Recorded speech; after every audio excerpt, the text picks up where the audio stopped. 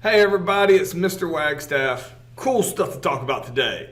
So the last couple lessons we've been talking about immigration and citizenship and how immigrants become citizens and basically the process of become citizens and what that entails. Today, we're going to start talking about what is expected of citizens themselves, ourselves. What are we required to do? What are we expected to do? What duties and responsibilities come with being a citizen of the United States of America. All right, so go ahead and get started. So, congratulations, you're a citizen of the United States. What does that mean? What does that entail? All right, because it's not all about what you get. All right, there's a lot of things that is expected of citizens, and that's what we're going to talk about today. Citizens have duties and they have responsibilities. So if you're a United States citizen, there are expectations of you, and they fall into two distinct categories: duties and responsibilities. We're going to talk about examples of both of these, or the main ones here today. But let's start out by explaining what the differences are between having a duty as a citizen and having a responsibility as a citizen, because you might be like, that sounds like the same thing. Well, there is a difference in the two. So duties are required by law, meaning if you don't do these duties, these things that are required of you as an American citizen, there are legal consequences to it. Like you don't have a choice. You are bound by law as a citizen of the United States to do the things that are considered duties. All right, and we're going to go through the main duties of U.S. citizens here. Responsibilities are obligations. And you're like, what you mean obligations? It's like what you're supposed to do. But like, I don't have to do it.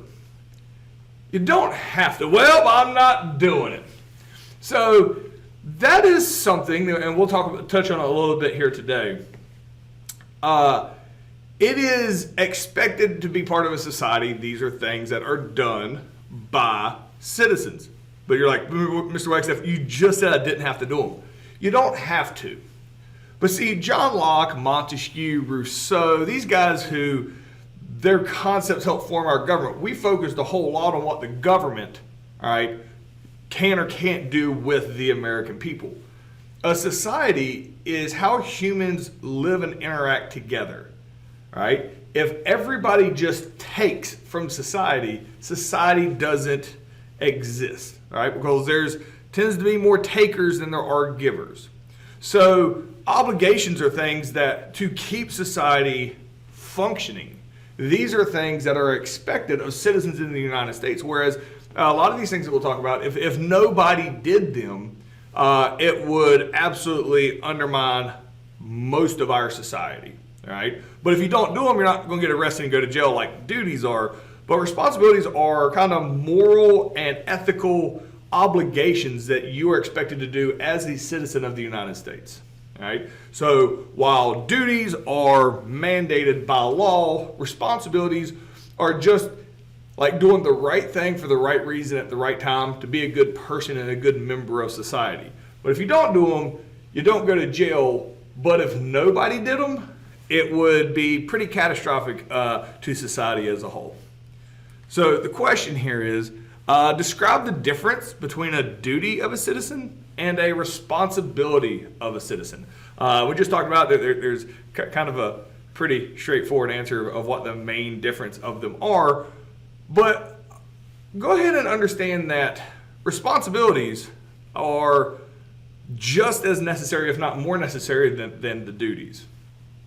So answer that in complete sentences, and we're moving on. All right, the duties of the citizen. Number one duty of a citizen, this is enforced by law, is you have to obey the law. And you're like, I mean, that makes sense. If you're a citizen, these are the law of the land. All right, you're expected to follow. If you don't follow the law, then you're in trouble with the law. So obeying the law is a duty, is a legal mandate of being a citizen of the United States that you're expected to obey the law. The next duty of American citizens is you have to pay taxes. Now, this isn't a no taxation without representation rallying cry from the Revolutionary War. This is a little different, all right, because this is the law of the land. You have to have taxes for a government to exist. A government for the people, by the people, still needs money to function, all right? So taxes is how the government is able to do the things that they have been elected to do by the people. So the second duty that you're required to do as a citizen of the United States, you have to pay taxes. Now, all right, you got to obey the law, got to pay taxes. That makes sense. All right, what else we got? Well, this one might surprise you. You have to serve in the military. Oh no, Mr. Wagstaff, we're still talking about duties, the things that you're required by law to do, not responsibilities where you're like obligated to. I think you got that mixed up. No, I didn't. It is a duty as a citizen of the United States to serve in the military. The reason I'm clarifying that and pointing out, and you're like, what, not to go serve in the military? Only when the United States government needs soldiers can they mandate their citizens join the military in order to protect our society. That is called the selective service. It's also usually referred to as the draft. The last time that happened was in Vietnam. And we had talked a good bit already in this class about the tensions that arose because of Vietnam. So they changed the voting age from 21 down to 18. So it has been since the early 1970s since there has been a draft in the United States. But still to this day, and right now it's just men. When you turn 18 years old, you'll get a little card in the mail. And the more I taught, that number goes down. Just because you don't get the card in the mail doesn't mean that you're not signed up. It's basically, when you turn 18 years old, the government knows if you're born here and you're a citizen, they know when you turn 18. And I actually got mine on my 18th birthday. This little card that says, hey, you cool with being part of the selective service? And there's like not a no box. It's like, yes, and send it back. I don't think they really care whether or not you send it back because you're in the system and you will be drafted if the United States government needs soldiers in a time of war because you are required to do so. So when you're 18 years old, you're automatically entered into it. If you don't receive a card, it doesn't mean they forgot about you. It just, I don't know what the reason is. When 15 years ago, I would say 70 or 80% of my 18-year-old male students had gotten the card, and now it's like 30%. Like a lot of them are like, wait, what card? But every now and then a kid's like, oh, I did get it. So I don't know why the cards are less commonly sent out, or at least make it to the person. But just because you don't sign it doesn't mean that you're not, as a duty, as a citizen of the United States, you can be mandated to go serve in the military. Now, I imagine, since this is virtual and you're watching me, you can't ask me questions. Usually when I talk about this in class, everybody, like, especially the guys, all their arms start going, got a question about this, and it is an intricate thing to go into, but you are required to serve in the military if the United States government decides. Has not been since the 1970s. We've had an all-volunteer army since then, so we haven't mandated that as a country. And with the way technology is changing and the way weapons are, unless it was something catastrophic, this when you record things and it stays here forever, it just seems, you can always really stick your foot in your mouth. But nothing has happened in the last 30, 40 years to make it appear that would happen. But again, societies and world economies and countries can change very quickly, especially when it comes to war. The next one you have to do, you have to show up to court. Now, obviously, that goes along with the obeying laws. If you're required by law to show up to court because you got a traffic ticket or got arrested for something, that makes sense. But jury duty, ooh, this one's important. So when we talked about the amendments to the Constitution, there's a whole clump there in the Bill of Rights that talked about, fair trials, jury of your peers, you're innocent till proven guilty, search warrants. The judicial system is very, very important in a democracy to make sure people are treated fairly under the eyes of the law and consistently. Big part of that is juries, a jury of your peers. All right. So if you had gotten arrested and you went to court and you hadn't done it, and a jury of your peers, you all want them to find you not guilty. Well, you ever think about those people that showed up? Who are they? In your town or district, when you live there, you will be entered on a registry for the jury duty, and they randomly just select names, and they'll send you out a little thing, a little letter to let you know you have jury duty. I've been selected a couple times, so 10, 15 years, I've been picked twice, so it's not all the time. And both of those times they told me in advance that they didn't need me anymore. They had settled. That's a whole another thing in the criminal court case system. Anyway, you have to go. You can't say, no, I'm not going to go. Like, your whole world stops. Like, there's few things that you can get out of harderly. It's hard to get out of jury duty is what I'm saying. Unless you have a legitimate a reason why. But it's really important to go. Because if you don't go, you'll get in trouble, obviously, because it's enforced by law.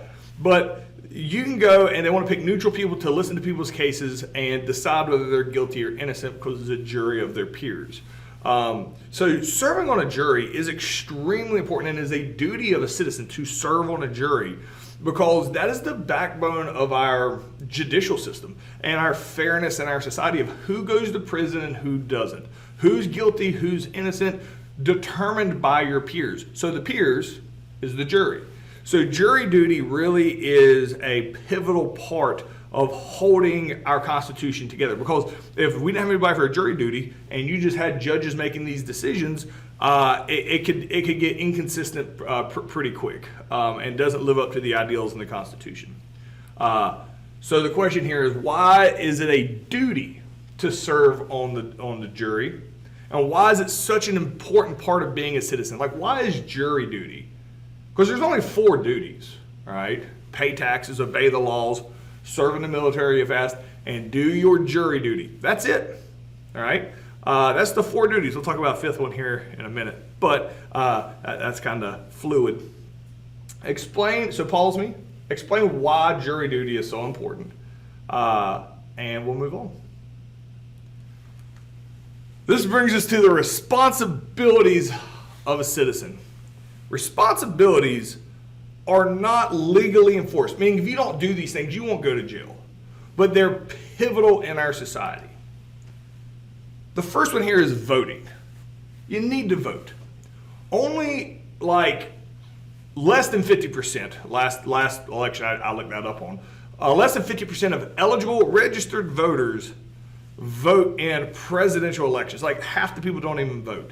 It's half the people not doing their civic responsibility as a citizen. And you're like, but I'm not going to jail and it takes a long time to go out there. So kind of look at it from the other side. All right, they're not going to arrest you for not voting. But imagine, and we'll go slippery slope, one extreme or the other, which I hate doing as a history teacher, but it makes my point. Imagine nobody voted. Or 2 people voted. Whoever those 2 people voted for is who won. And then whoever wins the election represents all the people, and that might not be the fair representation. If 100% of everybody voted, there's going to be people that are upset because their person didn't win, but that gives the best democratic process to best reflect in our government what the people want when everybody votes. So the more people that vote, the better representative our government is of the wants and desires of the American people and how to move forward in society. So voting, absolutely pivotal responsibility as a citizen. It is your responsibility to do so to keep society running. The next one, be informed. Now here in this list, they're kind of talking about politicians and all that, but generally in life, be informed. That is a pivotal part of being a citizen of the United States. It is a responsibility. Don't just be opinionated on something, but be informed. Like, know things and then form an opinion based on facts, not on what you want to happen. All right? So being informed is a pivotal part of the responsibilities of a citizen in the United States. All right, not just being opinionated, but actually being informed helps you when you go pick presidential candidates for literally anything. Know who they are before you vote for them, and not just are they Republican, Democrat, Independent, or affiliated with one political party or another. Be informed on who you're voting for. That is very important, because if people all just voted for, the most whatever reason they would have without being informed, again, government doesn't represent the people. The next one is take part in the government. Now you're like, I ain't running for office. I ain't doing that. They're not asking. Obviously, if you did, that would be a great responsibility. They're talking about like school board meetings, public elections. When the city council gets together in your town or your city, go to it, listen to it, ask questions. That's their elected officials that are there to help run society, and they will answer your questions. Some of these, depending on during COVID time, school board meetings, apparently based on the news, and only the most extreme ones make the news. They could get wild. You would be shocked, and you shouldn't be. The people who can actually affect your everyday life is like your city council. They can decide what streets get paved, what potholes get fixed, where stoplights go, which development gets approved or doesn't get approved. Are they going to put in a big manure plant right next to your house? Stuff gets done like that on the city council. People always think the president plays this huge role in their life. It's actually your local government that really is going to impact your life a lot more, and taking part in your government as a responsibility as a citizen will pivotally help your understanding and your control of your own environment. If nobody does it, they just do whatever they want. And city councils, being small, close-knit groups, can sometimes do things that are shockingly shady. City councils are definitely the place you want to go and listen, be seen so they know that you're there, and ask questions if you need to. So that's what we're talking about with taking part in the government. The next is helping your community, all right? And a lot of it's about volunteering. Like, this is a picture out here, people picking up trash. If you don't do this, are you going to get arrested? No. But again, and we'll go to the other extremes, which is, if nobody did this, what would happen? If nobody went out to pick up this trash, it should be covered in trash. And everybody like, now whose responsibility is this? Sometimes bad things happen. Or a raccoon just goes and knocks over the trash can, knocks it all over the park, and it's there. It's nobody's responsibility to go clean that up. But for a better society, for a park everybody can use, is everybody comes together and volunteers, then it's better. And that's why it's a responsibility of citizens to try to help out your community, because there's always going to be things that need to be done that nobody's like hired to do. Now this one, respect the rights of others. Well, all right, cool. Moving on, Mr. Wagstaff. No. I want you to listen to me on this one. This is actually the one that gets people the most worked up. We have all these rights. What the government has allowed us to do was bestowed on us. We basically said, hey, government, if you want to exist, here's what you have to give us. Like freedom of speech. We'll just use freedom of speech here. So you have the freedom of speech. Great. Nobody's going to take my freedom of speech. What happens if the guy next door, and you see there's a lot on college campuses, some guy stands in the middle of campus and starts yelling loudly an idea you don't like. You feel very strongly about this topic. The guy screaming on campus feels the opposite about the same topic. And you're morally disgusted by that man, right? And it makes you so angry that he's saying these things that are wrong. Everybody knows he's wrong, and it gets you worked up. Is he breaking a law? If it's an area where he's allowed to be, if it's a public space and he's using his freedom of speech, should he stop because you disagree with him? Or does he have a right to use his First Amendment right the same way you do? Unless it's, he's trying to incite a riot or something like that. He absolutely has a right to his rights, just like you have a right to your rights. And even if you completely disagree with that guy, because he's saying the complete opposite thing, the responsibility of a citizen is you have to support his right to it. You don't have to agree with him at all. But not only are you supposed to support his right, You're supposed to make sure other people understand he has a right to be wrong. It's America. You got the right to be wrong. Let him go out there and make a fool of himself. But he has a right to say it. Even if it's infuriating, even if it's demeaning, even if you feel like it's hateful, he has a right to his rights the same way you do of yours. And respecting the rights of others. And understanding that people are not going to get along, but you have to respect their right to be wrong is a pivotal part of being a citizen. Because everybody just fought every time they disagreed with each other, society falls apart pretty quickly. So this is a hard one. This seems like a simple one. I respect the rights of others. Okie dokie. I'm not going to go steal their bicycle. But when somebody says something you don't like, can you respect their right to say it? So that's a responsibility of a citizen. The next one, protect the common good. All right? This is a larger scale. What's best for you versus what's best for everybody else? If you're going to do something, hey, that'd be good for me. Is it good for everybody else? It is important to always think about what's best for everybody. Like there's only so much, something you're supposed to share and you take it all yourself and don't share, that would be bad. In a society, we have to work together. We get kind of past that because we're so populated. Everybody kind of hides behind their own computer screens a lot. But we do have to really keep in mind what is best for society versus what's just best for us. So the question here is, why do you think responsibilities aren't enforced by laws the same way duties are? So pause me, answer that completely in your thoughts, and we'll move on. All right, because I know this is a high school level class, I want to point out here's duties and responsibilities. Yeah, we talked about all these. There's one in here that's interesting. School, attending school. It is a duty to attend school up to age 16. After the age 16, it then becomes a responsibility. Do you know why that is? Because up to the age of 16 in North Carolina, you're required by law to go to school. So it's a duty, required by law. If you don't go to school, you can get in trouble or your family can get in trouble. Once you turn 16, you have the right to stop going to school. It is a catastrophically bad decision to drop out of school in 99% of the cases.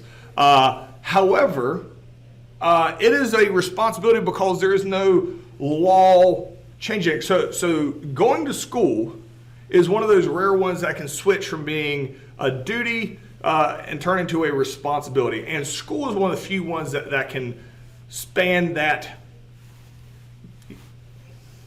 chasm between duty and responsibility depending on the age of the student themselves. So the question is, why does attending school change at age 16 from a duty to a responsibility? So answer that completely. That's as far as we're going to get today. Hope you guys enjoyed it. See you guys tomorrow.